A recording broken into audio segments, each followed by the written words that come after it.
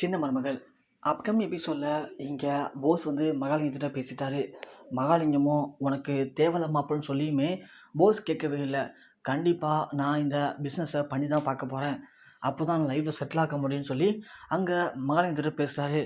சரி மாப்பிள்ள, நீ சொன்னால் புரிஞ்சுக்க மாட்டேன், சரி அடுத்த ஆர்டர் வரட்டும், கண்டிப்பாக நான் உன்னை கூப்பிட்டுருக்கேன்னு சொல்கிறாங்க. அதே மாதிரி இங்கே போஸும் உடனே கிளம்பி வராரு. கிளம்பி வந்ததுக்கப்புறமா போய் பயங்கரமாக குடிக்கிறாரு. குடிச்சிட்டு சந்தோஷத்தில் என்ன பண்ணுறதுன்னு தெரில. கண்டிப்பாக இன்னும் கொஞ்ச நாட்களில் நான் எப்படியும் ராஜாங்க பெரியப்பா மாதிரி மிகப்பெரிய பணக்காரனாக ஆக போகிறேன். கண்டிப்பாக இந்த 2ஆம் நம்பர் பிஸ்னஸை பயன்படுத்தி நம்ம வாழ்க்கையில் பெருசாக முன்னுக்கு வந்துடணும், இதை விட்டுறக்கூடாது போஸு அப்படின்னு இங்கே போஸு பயங்கரமாக கனவு கண்டு குடிக்கிறான். குடிச்சிட்டு அதே மாதிரி வீட்டுக்கு போயிட்டு கிளம்புறான். கரெக்டாக ராஜாங்கம் கால் பண்ணுறாரு. கால் பண்ணி போஸு எங்கேப்பா இருக்கேன்னு கேட்க, பெரியப்பா இங்கே தான் பெரியப்பா இருக்கேன் பக்கத்தில். சரிப்பா பூத் ஏஜென்ட்லாம் பார்த்துட்டியா, யார் என்னென்ன இருக்காங்க, நம்ம ஆளுங்க கரெக்டாக இருக்காங்களான்னு பார்த்துட்டியாப்பான்னு கேட்க, உடனே இங்கே போஸால் என்ன சொல்கிறதுன்னு தெரில. ஏன்னா போஸு அங்கே போகவே இல்லை. அதுக்குள்ளே தான் வழியில் அந்த மணி ஃப்ரெண்டை பார்த்தாரு. மகாலிங்கத்திட்ட போனார். 2ஆம் நம்பர் பிஸ்னஸை எப்படி பண்ணுறதுன்னு கேட்டுக்கிட்டாரு. அதனால் அவர் அந்த பக்கமே போகல. இருந்தாலும் பார்த்துட்டேன் பெரியப்பா, எல்லாமே நம்ம ஆளுங்க தான் பெரியப்பா இருக்காங்க, எந்த பிரச்சனையும் இல்லை, எல்லாம் கரெக்டாக தான் பெரியப்பா இருக்குன்னு சொல்லி இங்கே ராஜாங்கத்தை ஒரு வழியாக சமாளிக்கிறாரு போஸு. ஒரு பக்கம் கருப்பு சேதுவும் இங்கே பூத் சைடு போகிறாங்க. பூத் சைடெலாம் போயிட்டு பூத் சைடில் யாரார் இருக்காங்க, நம்ம ஆளுங்க இருக்காங்களா அப்படிங்கிறதெல்லாம் பார்த்து வச்சிட்ருக்காங்க. ஆனால் வைக்கும்போது நம்ம அப்பாவும் சித்தப்பாவும் சொன்ன மாதிரி இந்த போஸ் பையன் கமிட்டி பக்கம் வந்த மாதிரி தெரியலையே மாமா அப்படின்னு சொல்ல, மாப்பிள்ள அவன்லாம் அந்தளவுக்கு விவரம் தெரிஞ்ச பையலாம் மாப்பிள்ள, உங்கள் அப்பா தான் என்னமோ கோவத்தில் சும்மா போஸுன்னு சொல்லிட்டு இருக்காரு மாப்பிள்ள. அவன் சின்ன பையன் மாப்பிள்ள, அதுவும் விவரம் தெரியாத பையன், குடிப்பான், நல்லா அரட்டை அடிப்பான், ஊர் சுற்றுவான். அவனை போய் அவன்கிட்ட இப்படியாப்பட்ட பொறுப்பெல்லாம் கொடுத்தா அவன் என்ன பண்ணுவான்? அவனால் தட்டி கழிக்க முடியல. ஏற்கனவே ஒரு வாட்டி தட்டி கழித்தான். உங்கள் அப்பா அப்பயாச்சும் யோசிக்கணும், அப்பயும் யோசிக்கல.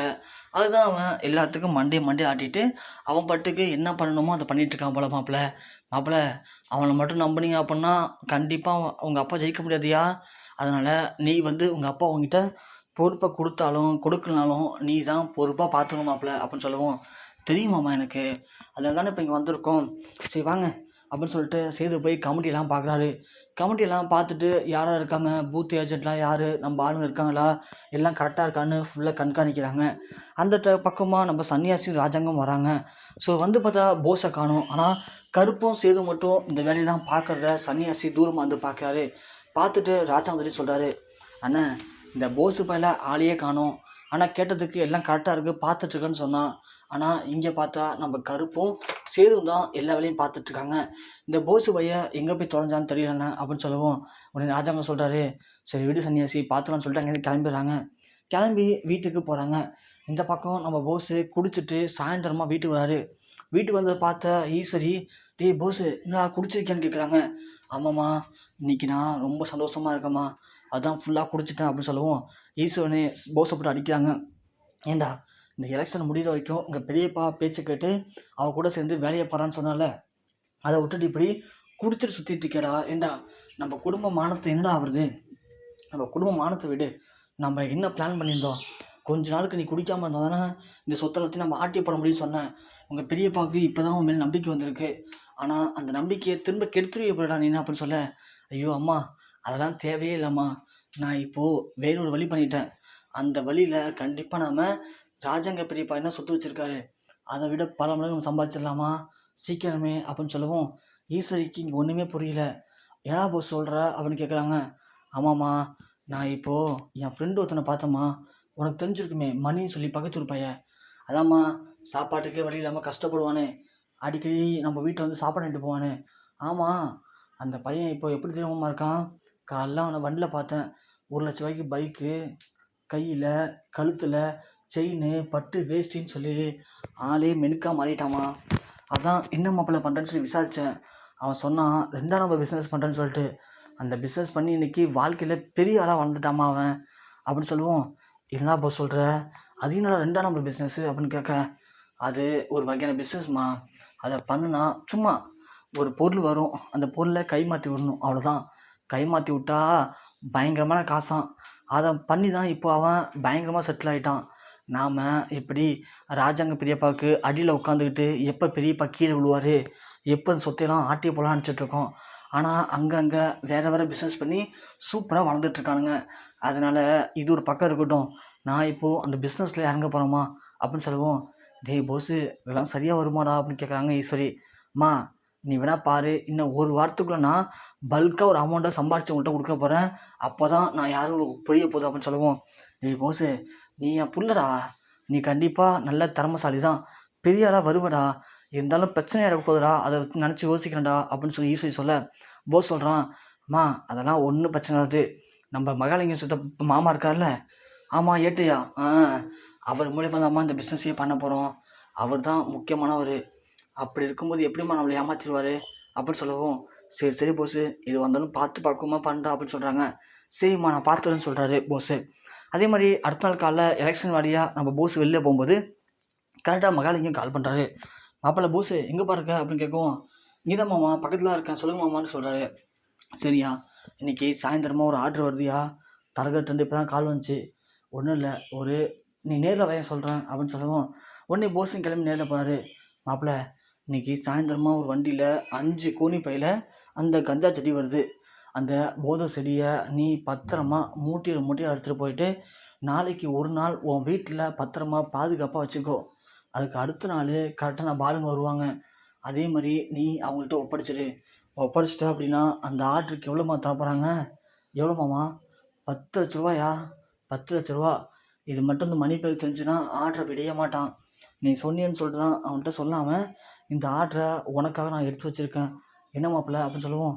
மாமா நீ உண்மையிலேயே நீ தான் மாமா கடவுள், எனக்கு நீ இதை மட்டும் பண்ணு, நீ எதிர்பார்க்காத நிறைய விஷயத்தை நான் பண்ணுறேன் மாமான்னு சொல்லவும், சரியா சரி மாப்பிள்ள நான் உனக்கு சாயந்தரமாக கால் பண்ணுறேன், எந்த இடம்னு சொல்கிறேன், கரெக்டாக நீ உன் கார் எடுத்துகிட்டு அந்த இடத்துக்கு போ, அவங்க தருவாங்க அந்த மூட்டையை எடுத்துகிட்டு போய் பத்திரமா யாருக்கும் தெரியாமல் உன் வீட்டில் வச்சுக்கோ, திரும்ப அடுத்த நாள் கை மாற்றி விடு, கைக்கு மேலே 10 லட்ச ரூபா காசு, இப்படியே மாதத்துக்கு 2-3 ஆர்டர் பண்ணணும்னு வச்சுக்கியா, கண்டிப்பாக நீ நினைக்கிற மாதிரி செட்டில் இல்லை லைஃப்பில் மாப்பிள்ள அப்படின்னு சொல்லுவோம்.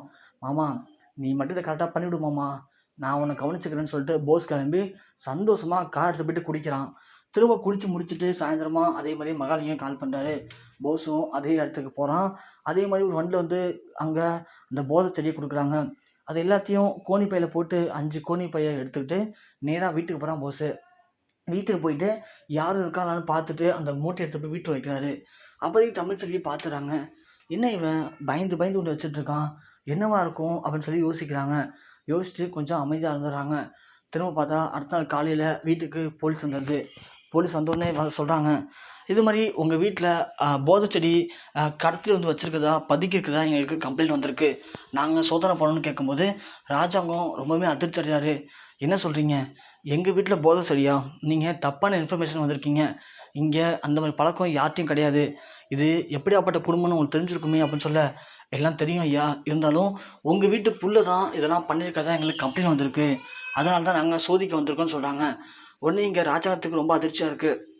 உடனே மோகனா என்ன இதெல்லாம் அப்படின்னு கத்துறாங்க. சேதுக்கு ஒன்றுமே புரியல. உடனே சேது சொல்கிறாரு, ஐயா அப்பா நான் எதுவும் பண்ணலப்பா அப்படின்னு சொல்கிறாங்க. உடனே ராஜாங்க சொல்கிறாரு, சோதிச்சு பாருங்கள் வீட்டில் அப்படின்னு சொல்கிறாங்க. போலீஸும் உடனே ரைடுக்கு போகிறாங்க. இங்கே சேதுக்கும் கருப்புக்கும் ஒன்றுமே புரியல. என்னம்மா சொல்கிறாங்க, நான் என்னம்மா பண்ணேன் அப்படின்னு சொல்லி இங்கே சேது ஒன்றுமே தெரியாமல் கோபமாக இருக்கார். ஒரு பக்கம் போஸும் ஈஸ்வரியும் பயங்கரமான பதட்டத்தோடு இருக்காங்க. ஏன்னா போஸ் தான் இது நைட்டு ஒரு மூட்டை ஒன்று இங்கே வச்சான், அந்த மூட்டையை தேடி தான் வந்திருப்பாங்கள போலீஸு அப்படிங்கிற மாதிரி இங்கே ஈஸ்வரி பயந்து போய் நிற்கிறாங்க. போஸுக்கு உயிரே இல்லை, ஐயோ மாட்டிக்கிட்டோமா அப்படின்னு சொல்லிட்டு போலீஸும் போய் செக் பண்ணுறாங்க. செக் பண்ணி அந்த மூட்டைகளை பிடிச்சிடுறாங்க. பிடிச்சி எடுத்து வந்து காட்டுறாங்க. இங்கே பாருங்கள், நான் சொன்ன மாதிரி போதை செடி மூட்டை இங்கே தான் இருக்குது அப்படின்னு சொல்லவும் இங்கே ராஜாங்கம் சேதுவை பார்த்து பயங்கரமாக முறைக்கிறாரு. சேது அப்பா நான் எதுவும் பண்ணலப்பான்னு சொல்கிறாங்க. உடனே போலீஸ் சொல்கிறாங்க, ஐயா உங்கள் பையன் தான் இதெல்லாம் பண்ணியிருக்கான், எங்களுக்கு ஆதாரப்பூர்வமாக தகவல் கிடச்சிருக்கு, உங்கள் பையன் நாங்கள் அரெஸ்ட் பண்ண போகிறோன்னு சொல்லவும் இங்கே ராஜாங்கம் நிறுத்துங்க, இதெல்லாம் யார் சொன்னா உங்களுக்கு, என் புள்ள சேது அதெல்லாம் பண்ணவே இல்லை அப்படின்னு சொல்லவும், ஐயா உங்கள் புள்ள சேது சொல்லலை, உங்கள் புள்ளுன்னு சொல்கிறீங்களே போஸு அவர் தான் இதெல்லாம் பண்ணியிருக்கான்னு சொல்லவும் இங்கே அப்படியே ஷாக் ஆகுறாங்க ஈஸ்வரி, போஸு எல்லாருமே, குடும்பத்தில் இருக்கிற எல்லாருமே செம்மையாக அதிர்ச்சி அடைகிறாங்க. உடனே ராஜாங்கம் போஸை பார்த்து கேட்குறாரு, போஸு இதை நீ பண்ணியா பண்ணியான்னு கேட்க போஸால் இங்கே எதையுமே சொல்ல முடியாமல் மறைக்கவும் முடியாமல் அப்படியே திருதுன்னு முடிக்கிறாரு. அவர் முடிக்கிற முடியை பார்த்தே கண்டுபிடிச்ச சன்னியாசி, போஸ் தான் பண்ணியிருக்கான் அண்ணே, இவன் தானே பண்ணியிருக்கான், முடிக்க முடிய பாருன்னு சொல்லி இங்கே ஓடி போய் சன்னியாசி டக்கு டக்குன்னு ரெண்டு அறையாரு போஸை. அரைஞ்ச உடனே போஸு ஏற்கனவே போதில் தான் இருக்கான் போஸு. நான் தான்ப்பா தெரியாமல் பண்ணிட்டேன், இது மாதிரி ஐடியா கொடுத்தாங்க, பணம் தரேன்னு சொன்னாங்க, அதனால் நான் வாங்கிட்டு வந்து வச்சேன், மற்றபடி எனக்கு சம்மந்தம் இல்லைன்னு சொல்லி எல்லா உண்மையும் உளறாரு போதையில் போஸு. அவ்வளோதான். ஸோ இதுதான் ஆதாரம். அவரே குற்றத்தை ஒத்துக்கிட்டாரு. கண்டிப்பாக நாங்கள் கைது பண்ணி தான் ஆகணும். எதாக இருந்தாலும் நீங்கள் கோர்ட்டில் வந்து பார்த்துக்கன்னு சொல்லிட்டு போஸை கைது பண்ணி வீட்டை விட்டு அழைச்சிட்டு போகிறாங்க. அப்படியே ராஜாக்களும் இடிஞ்சு போயிறாரு. அப்போ தான் ஈஸ்வரியை பயங்கரமாக திட்டுறாங்க. அடி பாவி, புள்ள வளர்த்துக்கு லட்சணத்தை பாடு நீனு, உன் புள்ள என்ன காரியம் பண்ணியிருக்கான் பாரு, இந்த குடும்பத்துக்கு ஒரு மான மரியாதை இருந்துச்சு, எல்லாத்தையுமே நீ வாங்கிட்டான், அவ்வளோதான், நீ இனிமேல் உயிரை இருக்கிறதுக்கு நாக்கு அப்படி சாவலாண்டி அப்படின்னு சொல்லி அப்போ தான் ஈஸ்வரியா பயங்கரமாக திட்டிடுறாங்க. ஈஸ்வரியால் ஒன்றுமே பேச முடியல. ஒரு பக்கம் நம்ம மான மரியாதை போச்சு, இன்னொரு பக்கம் நம்ம புள்ள போதைப்பொருள் வழக்கில் கைது செய்யப்பட்டிருக்காங்க. எப்படி வெளியே கொண்டு வர போகிறோம், இனிமேல் எப்படி அவனை ராஜாங்க நம்புவார், எப்படி சொத்தெல்லாம் ஆட்டி போட போகிறோம்னு தெரியலேன்னு சொல்லி மிகப்பெரிய கடுப்புலையும் கோபத்துலையும் ஈஸ்வரி அப்படியே அழுதுகிட்டே இருக்காங்க.